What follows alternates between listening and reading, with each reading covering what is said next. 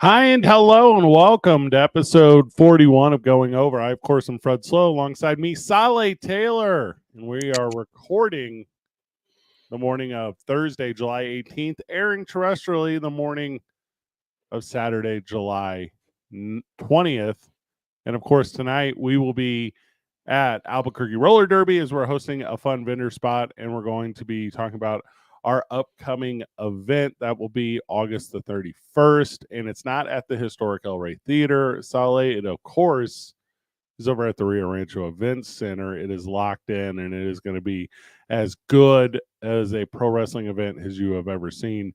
As for the first time in the Albuquerque area, Duke City Championship Wrestling, not at the El Rey Theater, making our way over to the Rio Rancho Event Center. We're gonna take advantage of that air conditioning, Solid. It's gonna be a lot of fun.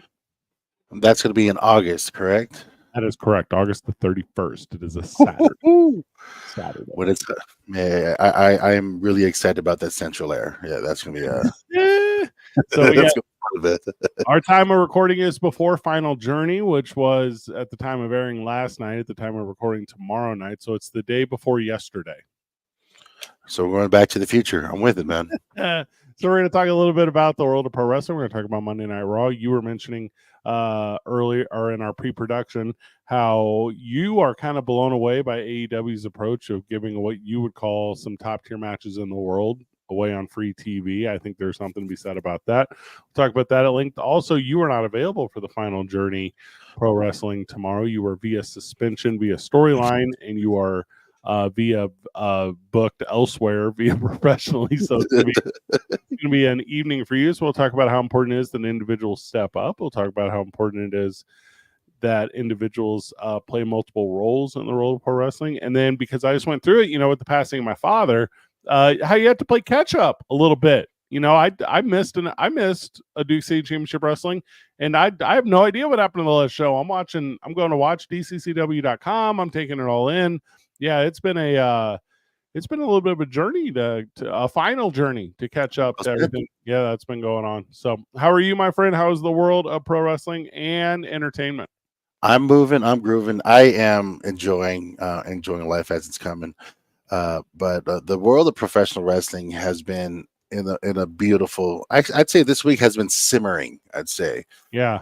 Some of the storylines that they're letting kind of like let it sit for a bit. Sometimes when you're watching a series, not every episode should be like a hard hitting full action.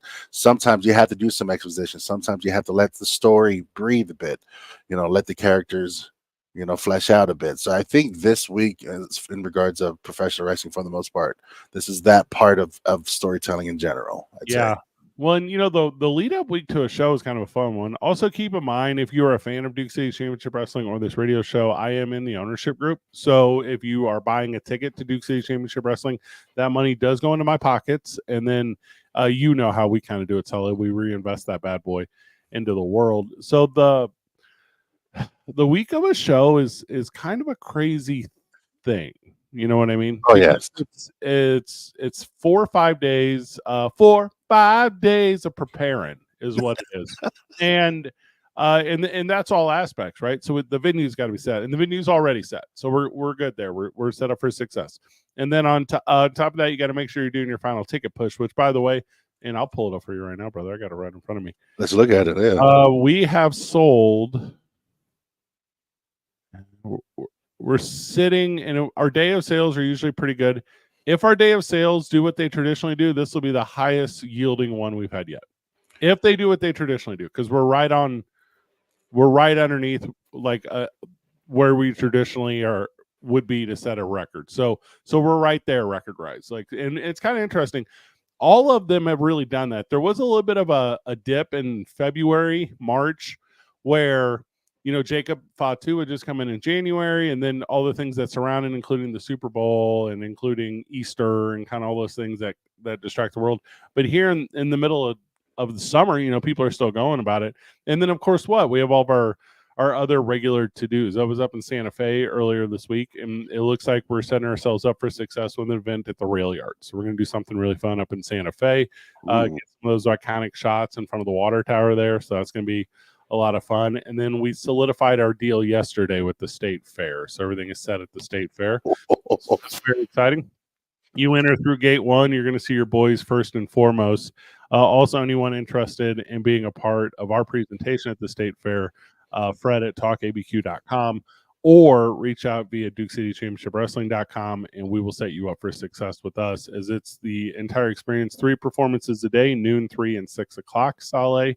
And we're going to have a fun merch stand. We're going to have a booth for information, and then obviously anyone that's interested in becoming a part of, anyone that's interested in enjoying the world of pro wrestling, we will be there. And also we're going to bring in entertainers from all over the state and surrounding states. So it's going to be a super fun one, including opening day we'll have 3 performances, Dollar Wednesday we'll have 3 performances, and every single weekend day we will have 3 performances. So it's going to be going to be as good as it can be pro wrestling at the state fair. So you're saying right when you walk in gate 1, yeah, you're going to see us. So any businesses that want to be seen even more so, everyone through the state who's coming through the state fair gate 1, you will be seen and heard and felt, and we will do our best to make sure you get a spotlight on that as well. Come on, talk to the fabulous Friedrich. You know, I think we'll put the talk show out there too. You know what I mean? So I think we'll do going over from out there, which will be a lot of fun. We'll do 2 Men On, which is my terrestrial radio show. I know the state fair is a deal with my radio cluster. I don't know how to say it, KRST, the country station, because they do banger concerts. Like I want to pull the concert lineup for you right now. I'm not trying to hype anyone up on the state fair because New Mexico doesn't need me to. You know what I mean? But this is as good of a concert lineup as I have seen at the state fair. Are you ready for this? All right. Jody Messina, which is a country banger, obviously. She's going to be the thing moved too quick on me. Isn't that funny how websites have got to the part where they are trying to predict what you want all the time? Yeah, I got to talk to my Google about that. Yeah, I don't care for that. And obviously, everything I'm giving you, keep in mind all the bull stuff. They have the extreme bull riding, they have the roping, they have all the cowboy stuff. It is the whole thing, September 5th through 15th. That's 11 straight days. Brad Paisley will be out there, Cole Swindle, Josh Turner. I mean, this is a country fans like oasis of entertaining. Man, I gotta go see Josh Turner, man. That is my is that your guy? I'll set you up. That's my guy, man. Yeah. The we're so fortunate, in the world of radio where we get access to, things that aren't necessarily always on my radar. Like some of these country shows I don't mess with, but because I have the opportunity professionally to go and be a part of those things, they're some of the best experiences I've ever been at. One of the best things about it is because let's be honest, we're in a bit of a country town. Yeah, absolutely. Yes. And the crowd that come out to it is just beautiful, and it's a hot, beautiful crowd, man, every time. Mm-hmm. So like it's a beautiful thing watching that and hearing these great names coming out, and you just getting ready to put on a show as we're getting ready to put ours on. You don't want to miss this state fair. This is going to be awesome. It's going to be awesome. From the 5th to the 15th, right? Or is it the 1st of the 15th? The 5th through the 15th. So 11 days. So that's going to be, it's going to be awesome. Like I said, we'll be out there, all of them. And then, we've talked about the momentum right now of pro wrestling. So we have our show, which is July the 19th, which is tomorrow at the time of recording, yesterday at the time of airing. And then you move into August, where we're going to go August the 31st, which is going to be maybe the best one we've ever done. And there's some surprises in tow that I'm not going to mention yet, but go to dccwtickets.com. Make sure you're in early, because this is one where you don't want to miss out at all. That's just not going to be an option for you. And then from bell to bell, you're saying it's just going to be nonstop. The 5th through the 15th at the State Fair, September 21st, Duke City Championship Wrestling is at the International Folk Art Museum in Santa Fe. So that's going to be really great. Obviously, our standard September show. When I say standard, that's our TV show. That's our storytelling show. We're going to do that as well at the historic El Rey Theater. And then lastly, 2 events currently scheduled for October. One being Halloween night, which I will go ahead and spoil for everyone. So get ready to spend Halloween with us. We're going to make sure we're going to make sure that is very centric in the world of costumes. And then also like I said, we're working on a deal currently with Santa Fe Rail Yard, so we're going to go up there and welcome the fall season. So yeah, Albuquerque, Santa Fe, the surrounding areas, Rio Rancho.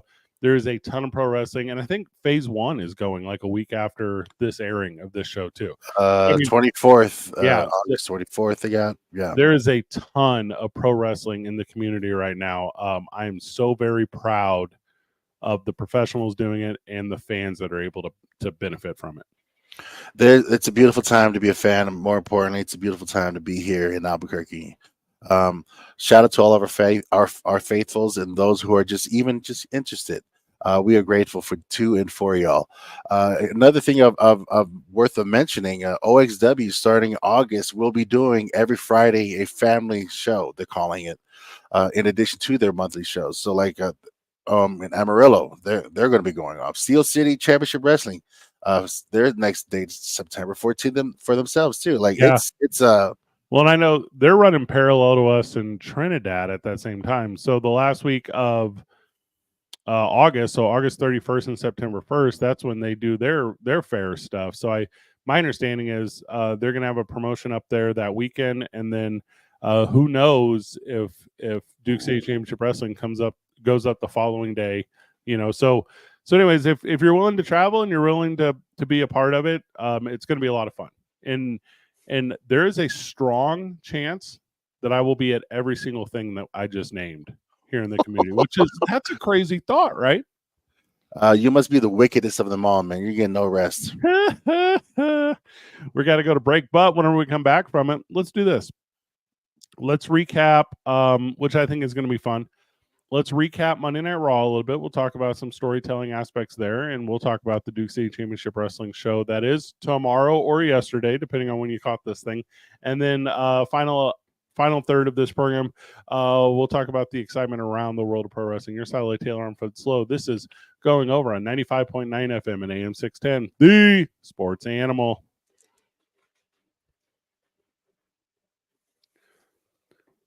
Welcome back to the program. Welcome back to Going Over. I, of course, am Fred Slow. Alongside me, Satellite Taylor. Thank you to everyone in the live chat who's joined us at the time of recording. It is Thursday, July the 18th, one day away from Final Journey at the Historic El Rey Theater, or at the time of airing, Final Journey was last night. Thank you for joining us at the El Rey. I'm sure it was tremendous. Okay, Sally, we wanted to talk a little bit about the show tomorrow. We wanted to recap Raw from earlier this week. Also, you talked a little bit about AEW and the value of putting really desirable matchups on quote-unquote free TV. Here's my thing, Sally. Yeah. And we'll do a little juxtaposition here in storytelling. There was a segment on Monday Night Raw earlier this week, which is the opposite of what you were just talking about. So this segment involved Damian Priest, and it involved Gunther, and didn't necessarily advance their storyline very much, if at all. It feels a little shoehorned. I think it is. I'd like to say that it kind of established their character type. You thought it did?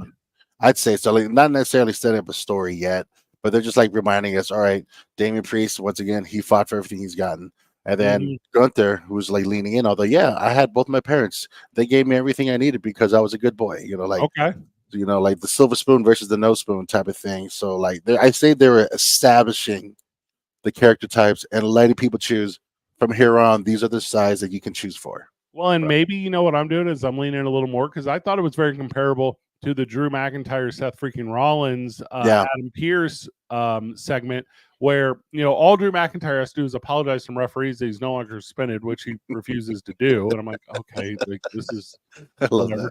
And then Seth Rollins comes out, cleans the ring. It just feels to me like a placeholder segment to where things stand exactly where they stood before this segment started. And that is the opposite of what AEW is doing. Unless CM Punk is medically cleared, and I guess you're running that segment to make me think that he might get that spot of Rollins instead. I don't really know. But AEW is not doing that energy at all. You're telling me they're doing hour-long marathon matches, and they're doing what I think a lot of people would argue aren't just the top two guys in their company, maybe the top two guys in the world, Go on Nitro, and they're just giving it away for free. That is a very interesting thing. That is usually done for a show that, like, we need to pull some ratings back. This was the first time I've seen in a while AEW having like they put a lot of money in the promos and the campaign, from social media to live to television. They were campaigning a lot to showcase, like, this is the match you don't want to miss. And turns out I didn't want to miss it, and it was great. It was a great match. A full hour on a 3-hour show, so a third of that show was wrestling itself. Do you think it had anything to do with the RNC? Do you think because the home run derbies numbers were so low, and the after that national anthem, especially, man, oh my gosh, that was a whole thing. That poor gal. Like, and then so did you see she goes on social media? I'm gonna get her name. I don't have it in front of me. Ingrid Andres. Yeah, Andres. Yeah, Ingrid Andres. She goes to social media and she's like, listen, I got a drinking problem. I'm going to rehab, which probably I'm not trying to be cynical. Probably means she has a more serious problem. And she's, her world just breaks down. Like, I am feeling for that girl, because that kind of shame. Oh my gosh. But also she got the machine behind her. They're going to be able to save it. They're going to be able to put her into a thing. And then after that thing, she's going to be, born again, blah, blah, blah. But home run derbies numbers were down. All-Star games numbers were down. Caitlin Clark sets the all-time WNBA assist record last night. That was down last night at the time of recording. Monday Night Raw, lowest viewership it had all year long. Going up against the RNC.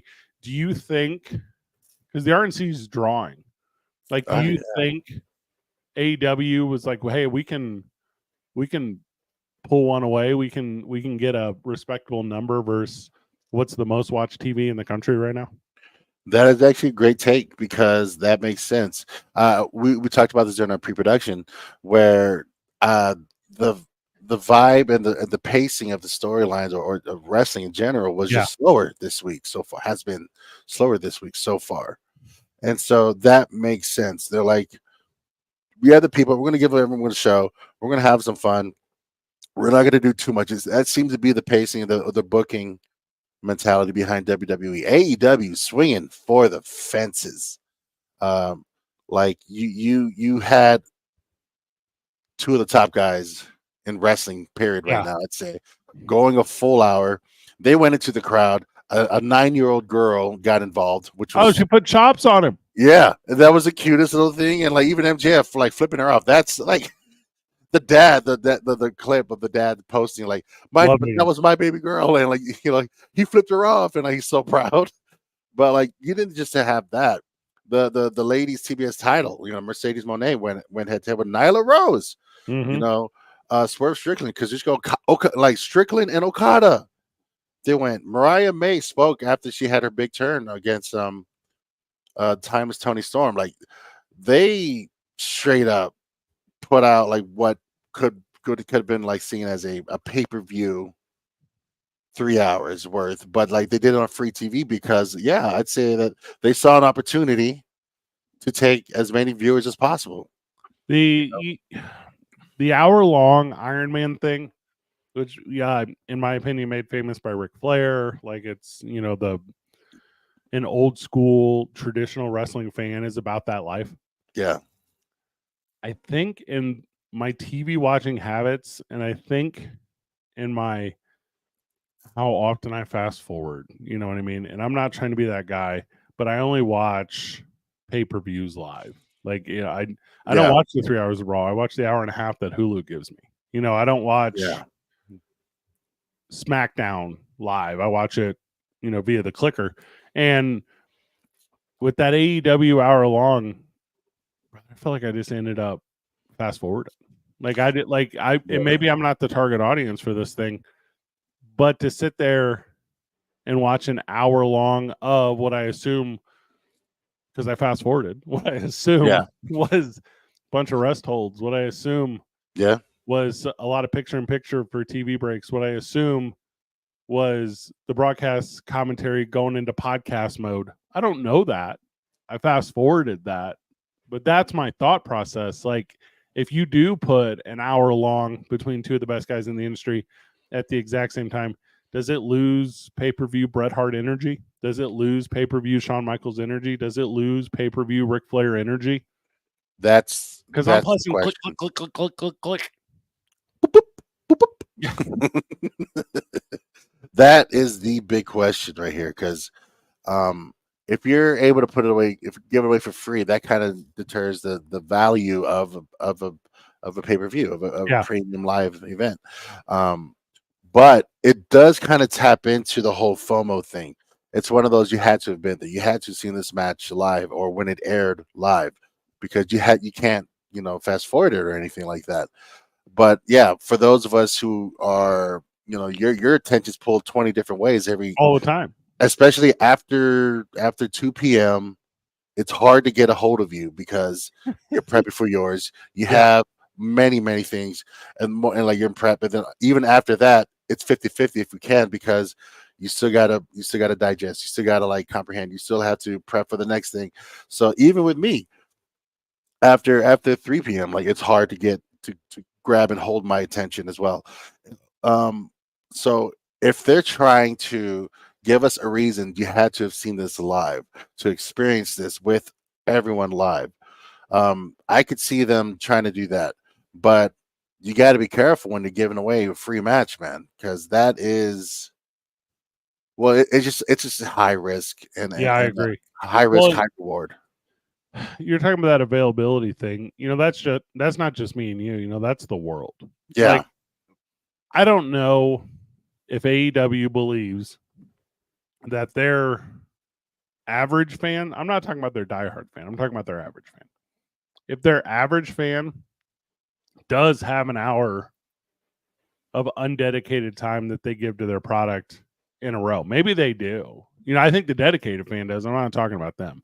I'm talking about me. I'm talking about if I'm looking at the live chat, the multiple people in there. Like, do they want to sit down and do that? Because I think with like pay-per-views, like, let's talk about SummerSlam real quick, right? So you and I are credentialed into SummerSlam. Are we going? That's really 50-50 right now. I just text WWE yesterday because you're aware, and I think a lot of people are. My father just passed. My life's been a little upside down. Like, I got a lot of catching up to do. Like, okay, let's say we can't make it. Let's say we can't make it out to SummerSlam. That sucks. Cleveland will miss us. We'll set up a viewing party. We'll do something here. It's not that we won't watch SummerSlam. It's that I can't afford the 2 days of travel and it's not just 2 days of travel. Right. It's everything in between, everything it's the whole thing on the side. It's basically a business week's worth of oh my gosh work. I gotta get someone to cover the radio show on Friday. We got to go out there, got to come back on a Sunday, I got to jump back into work on a Monday. It's a whole deal. It's a whole production. First world problem. That's what it sounds like. Oh dear. But no, it's a beautiful thing. It's a good problem, but like it's also, it's timing, man. It's timing. Well, and that's what I'm saying, right? So yeah, for that 3 hours of SummerSlam, you and I will set something up somewhere. We will host a SummerSlam viewing because we made time for that. We don't make time on a Wednesday. I don't have time on a Wednesday. I got to watch the RNC. I don't have time on a Monday to watch 3 hours of Raw. I got to watch the hour-and-a-half version on Hulu. Yeah, I watched Raw driving to Santa Fe yesterday. I just put it on in the car because how wrestling is. You can mostly just hear it. You don't have to watch. Yeah. Well, the commentary is a great job, like painting the picture for you verbally. So here's the big one. The big one to me on the world of pro wrestling is whenever I am passively doing it, I'm missing big moments.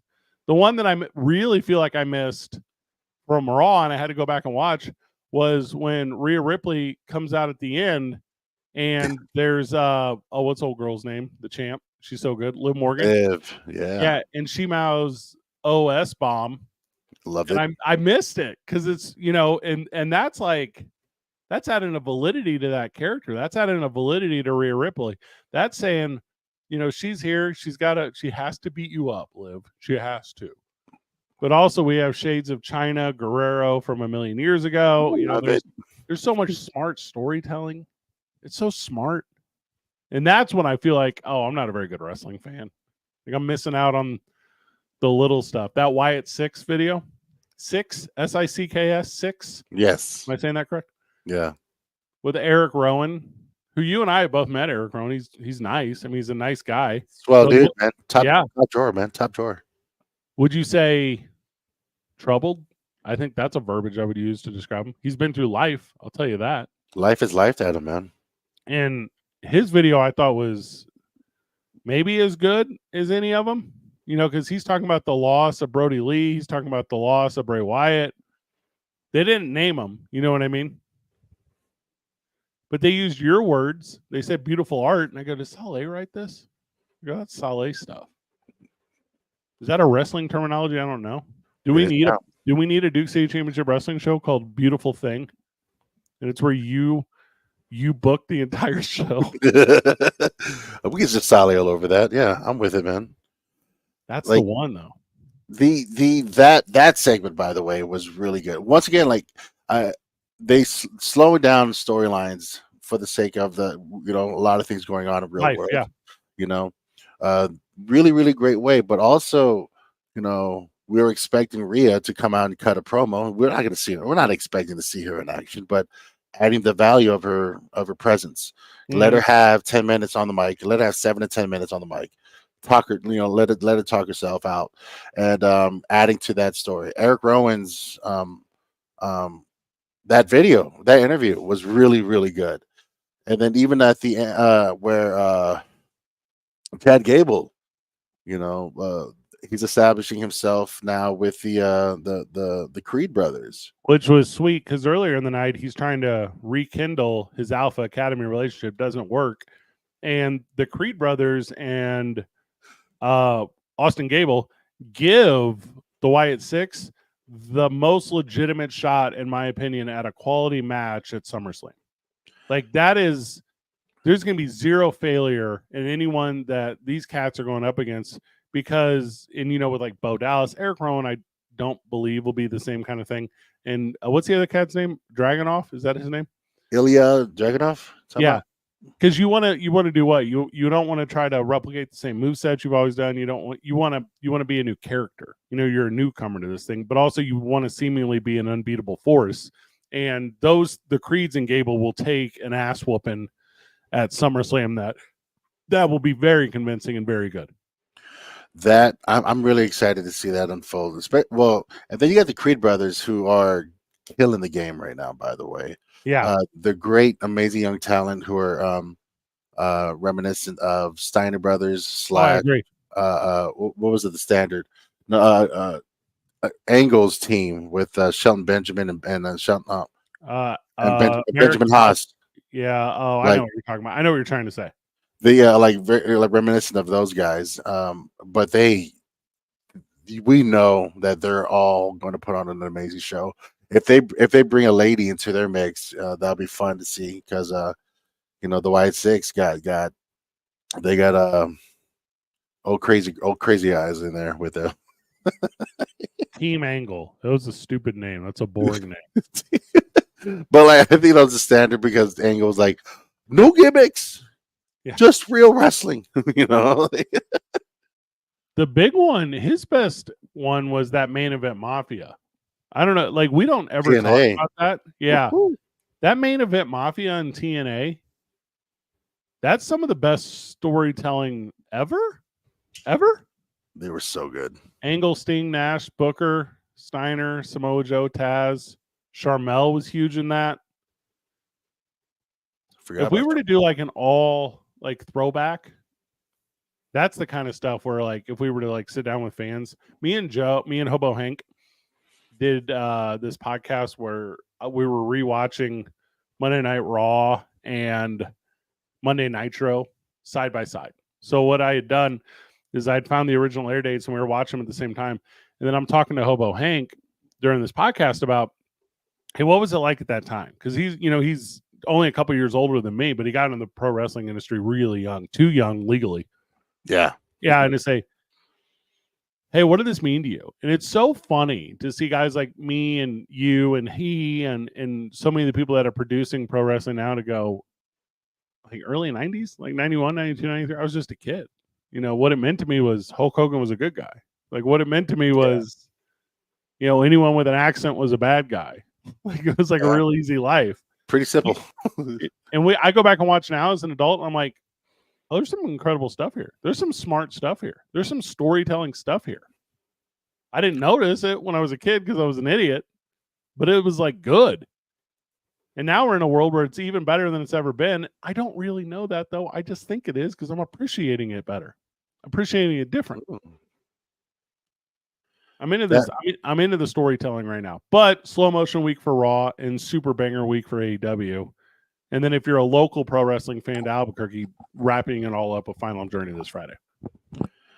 That is going to be an amazing show. Mm-hmm. And very unfortunate I had to miss that. But, like I said, just because I won't be there don't mean I won't have a presence there. You got my boy Journey Fatu, who's going to come in, show up and show out. And it did Hobo Hank think it through the whole no DQ stipulation? I don't think it's up to him. So this is Matthew Robles stuff. Let's do this. Let's preview, which I guess at the time of terrestrial airing, recap what's going to happen at Duke City Championship Wrestling tomorrow or last night right here on Going Over 95.9 FM and AM 610, the Sports Animal.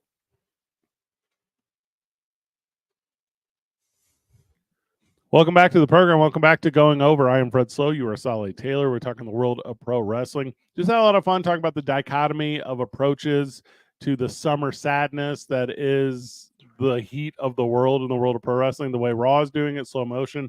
The way AEW is doing it, super fast. And now the way Duke City Championship Wrestling is doing it, which is revving up for our big August 31st at the Rio Rancho Event Center. First time in the Albuquerque area, getting away from the historic El Rey Theater. It's not because we don't want to be there, but it's because this event is so big, it cannot be contained within the El Rey.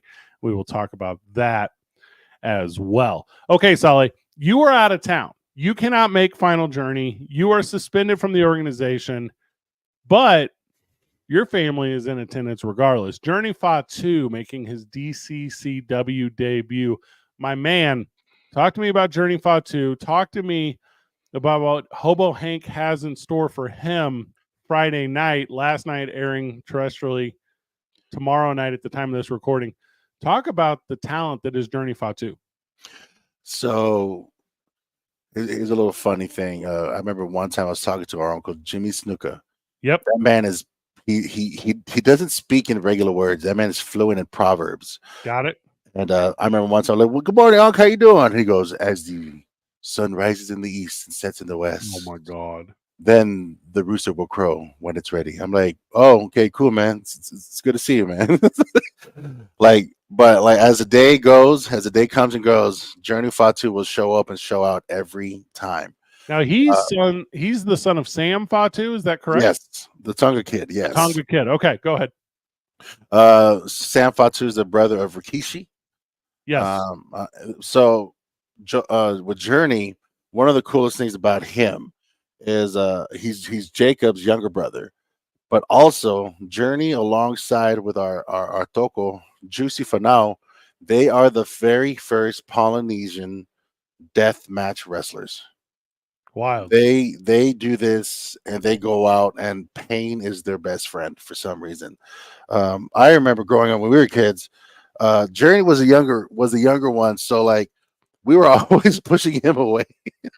I was such a douche. Just reflecting on this, like I was, yeah. So the older bros were all together, and Journey always trying to play with us, but then like we push him away. He'll go snitch on us. His mom, Auntie Mel, and then Uncle Sam, like, boy, you better play before I was like, all right, we go. And then like, we had to put him over, playing No Mercy and stuff. But like I can't tell you enough how proud I am of him. With Journey, Juicy, Sefa, and Jacob, they have their own promotion called Oasis Pro that they've been working out of out in I believe close to Sacramento. And these guys have been putting in the work of turning out the next generation because they know because we've been through the fire ourselves of like at our with their dad Uncle Sam he'll like come up to us every now and then, like, "Hey, boy, come over here," and then whack, give it a little chop.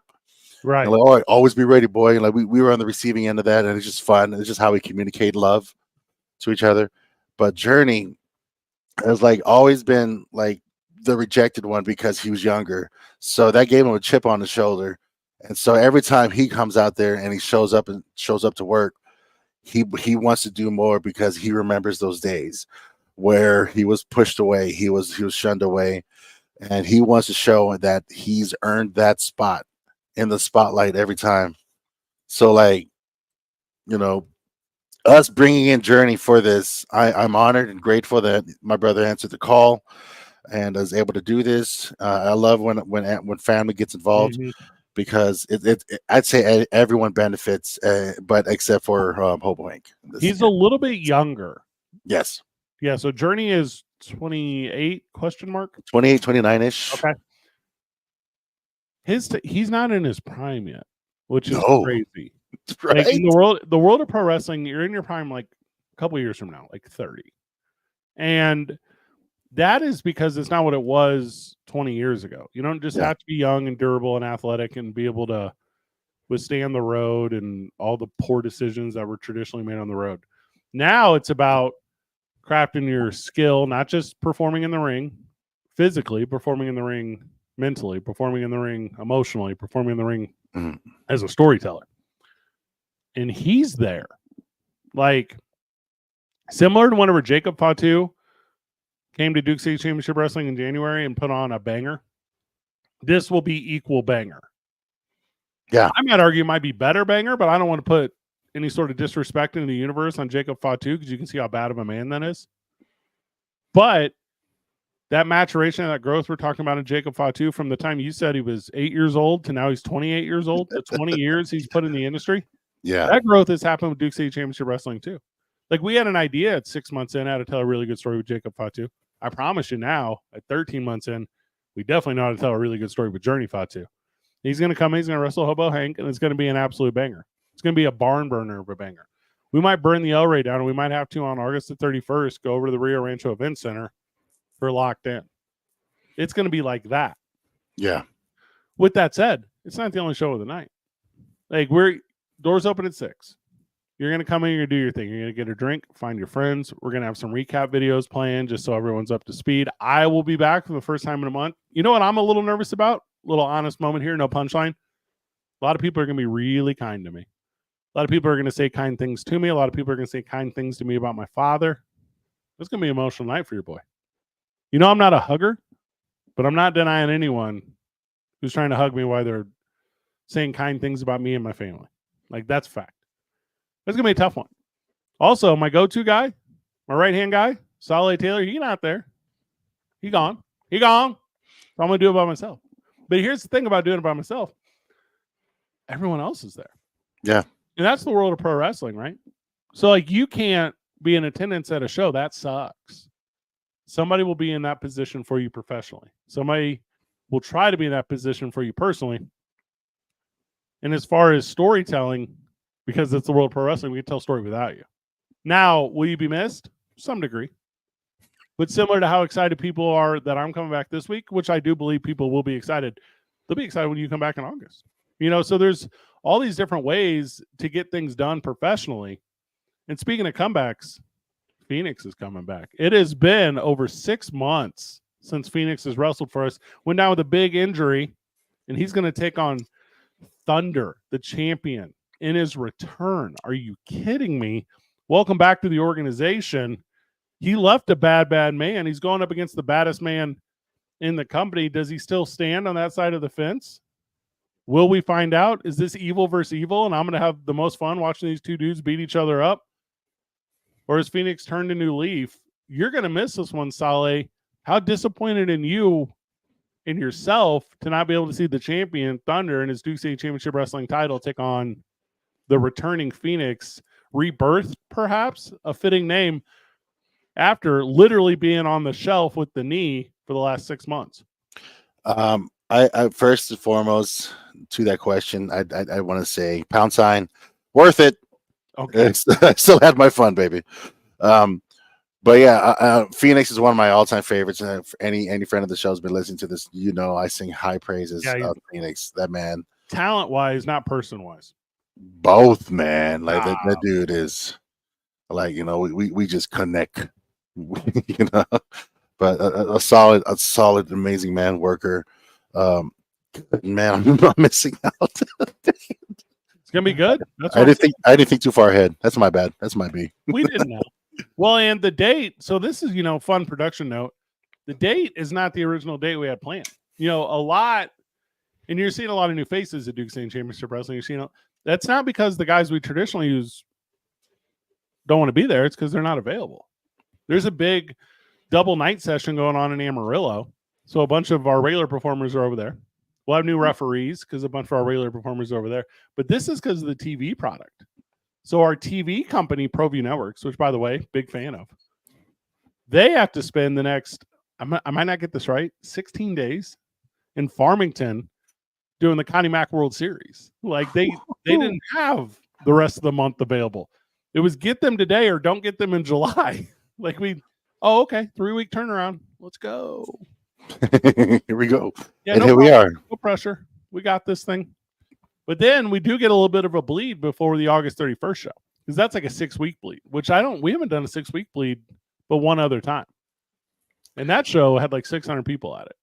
Maybe we're doing this thing wrong. Maybe we shouldn't do it every month. Maybe we should do it every 6 weeks. Tell you what, I'd work a lot less. I'd like that. I got so many stories I want to tell though. There's so much to tell. There's so many things that we can have, man. I'm just really excited for DCCW universe in general. The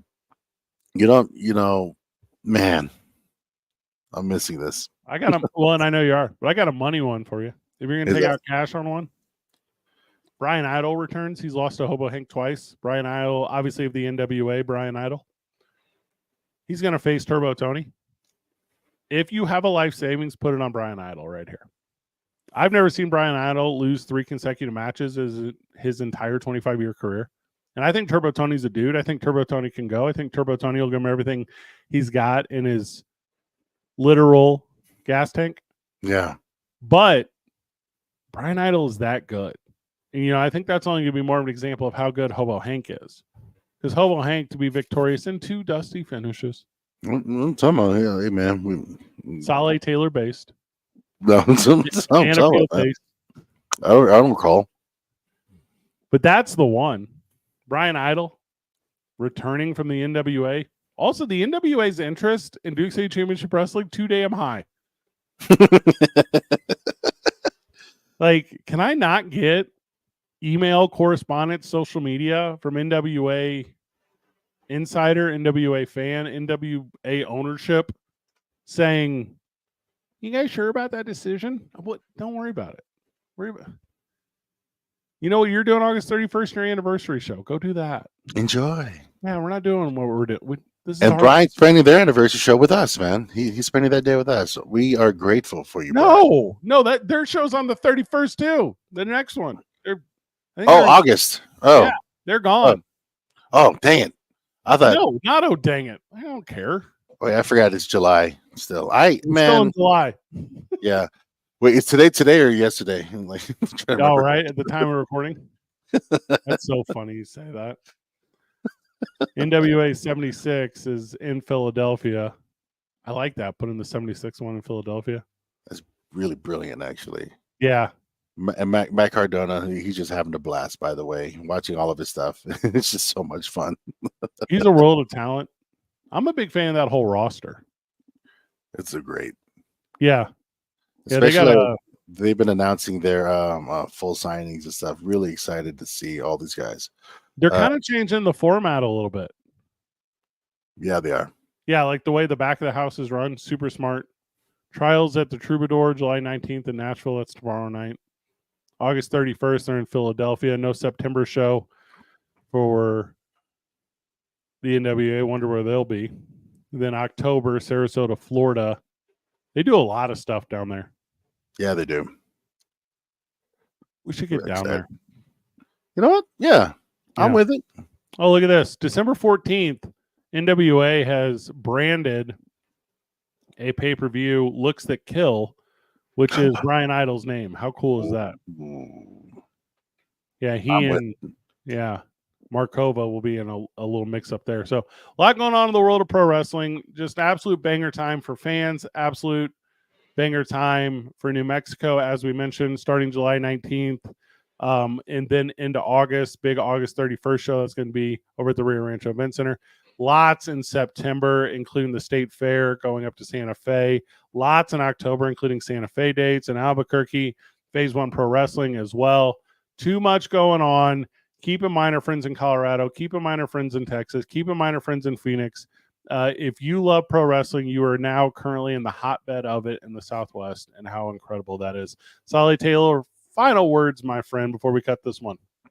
It's unfortunate that for my fellow sellouts that I won't be at this next show, but they will do their darndest to put on a great show. We have an amazing team that we lean on, and everyone steps up, shows out.